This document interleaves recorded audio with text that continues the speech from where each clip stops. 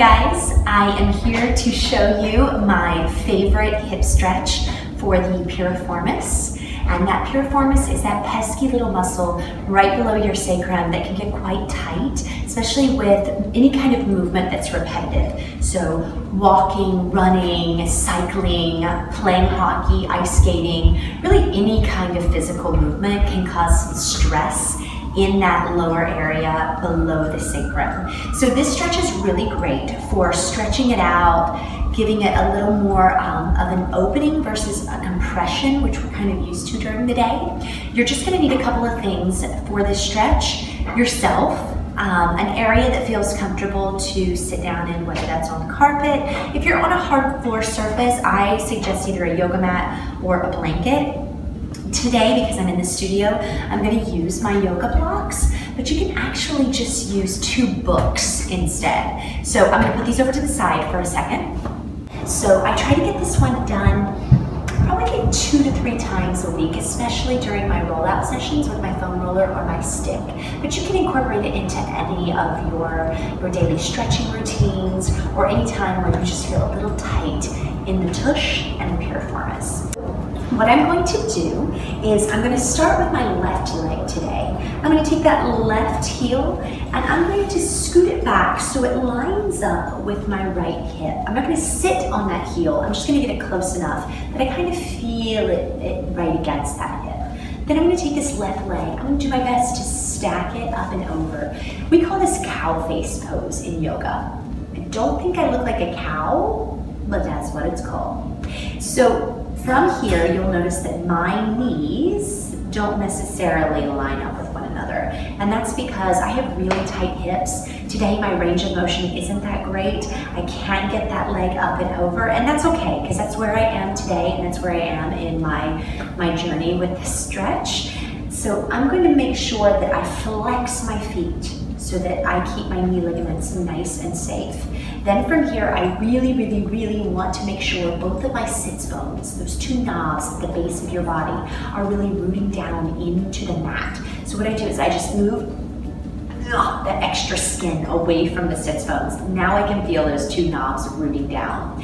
Then from here, I'm going to sit up nice and tall. And instead of folding forward, where I'm going to round my chin down towards my chest, I'm going to think of opening up my chest and shifting forward. So I'm shifting my weight, making sure that my cheeks or my sits bones are really rooting down as I go. And if I need my blocks or a book to bring the floor a little closer to me, I always have them here if I need it. And I just breathe into this. It's very easy in this stretch to hold your breath. So just keep taking those inhales to open and expand the muscle, really expand the lungs. And then as you exhale, try to draw out that exhale even longer. That's what's going to give you that nice release of those muscles. So inhaling and exhale. And then once you've stayed in this for a few deep breaths, you can always come back out and then move any props out of the way. Lift that top leg off gently so it doesn't just flop down. And then take a moment just to shake out those legs. Now we're going to get the other side in. So I'm going to take that right heel, I'm going to scoot it as close to that left hip as I can without actually sitting on top of it. And then I'm going to stack that top leg up and over. I have a little bit more range of motion in this side because this hip is not as tight today. But what is happening is I'm starting to shift my weight over to the right. When that happens, you just want to take a second to bring that hip back down, square that hip back off, and then find those 2 knobs at the base of your body, those sits bones, rooting down into the mat. And then of course, flex those feet, protect those knee ligaments, and then take your blocks, bring the floor a little closer to you. That's why we have the yoga blocks or books. And then take a nice deep inhale in, open up your chest, lengthen the spine, and as you exhale, you're going to slowly stand forward. So nice. And just breathe. And again, you can stay here as long as feels good in your body. That's the thing about yoga, you gotta listen to your body. And then when you're ready, you can slowly begin to come back up.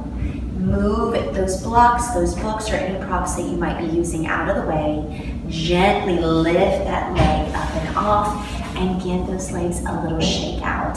Now, with any kind of exercise, with any kind of stretching, journey, adventure, whatever it might be, make sure that you have talked to your doctor or your physical therapist before you start any kind of physical activity or movement.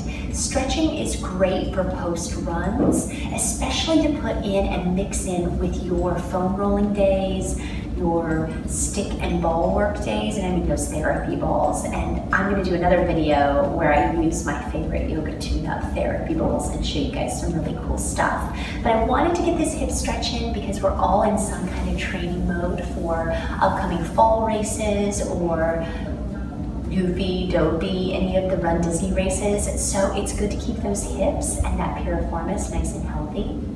The piriformis can tend to get a little compressed, especially the lower back area as well. So we want to try to lengthen out those muscles, lengthen out the accordion that is the spine, and get a little relief. So if you like this video and you want to see more videos like that, just give me a thumbs up. Comment below on some of the things you would like to see on my channel, and I will do my best to try to get those videos out to you. Thank you so much for coming on this journey to my very first marathon, plus a half marathon tacked on for good measure, of course. And if you like my channel, hit that subscribe button, and I will see you guys on the flip side. Happy running, happy miles, and keep kicking butt, unicorns. Peace.